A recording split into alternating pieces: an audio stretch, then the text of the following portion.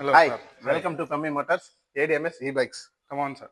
ఇదేం సార్, ఈ బండి గురించి చెప్పండి సార్. సార్ ఈ బండి వచ్చింది రీసెంట్ గా దసరాకి లాంచ్ చేశారు. దీని పేరు వచ్చింది రైడర్. ఓకే. దీనికి వచ్చింది లిథియాన్ బ్యాటరీస్ తో స్టార్ట్ చేశారు. బోస్ కంపెనీ యొక్క మోటార్. ఇది వచ్చింది 60 to 70 మైలేజ్ మధ్యలో వస్తుంది. ఓకే. తర్వాత ఇది సార్, ఈ బండి గురించి చెప్పండి సార్. ఇది లెజెండ్. ఈ లెజెండ్ బండి వచ్చింది సేమ్. ఇది 1 year గ్యారంటీ 2 years వారంటీతో వస్తుంది. Lithium-ion battery. దీని రేంజ్ ఎంత సార్? 80 to 100 మధ్యలో వస్తుంది మైలేజ్. ఇది ఓకే. అది సార్, ఇది జీటీఆర్ వచ్చింది. ఇది 100 మైలేజ్. ఇది కూడా 1 year గ్యారంటీ 2 years వారంటీ. బ్యాటరీకి, మోటార్ కి, కంట్రోలర్ కి మూడిటికి 1+3. ఈ బండి నడపడానికి లైసెన్స్ ఏమన్నా కావాలా సార్ అన్రిజిస్టర్డ్ వెహికల్స్ కి అయితే లైసెన్స్ అవసరం లేదు, ఓకే. రిజిస్ట్రేషన్ అవసరం లేదు. Okay sir.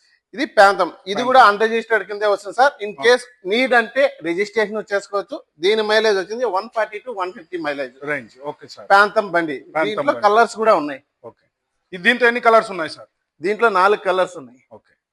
తర్వాత జీటీఆర్ లో టాప్ అండ్ మోడల్ ఇది. ఇది ఇది వచ్చింది 150 కిలోమీటర్స్ మైలేజ్. దీనికి ఇన్సూరెన్స్, రిజిస్ట్రేషన్, లైసెన్స్ కూడా అవసరమే సార్. Okay sir.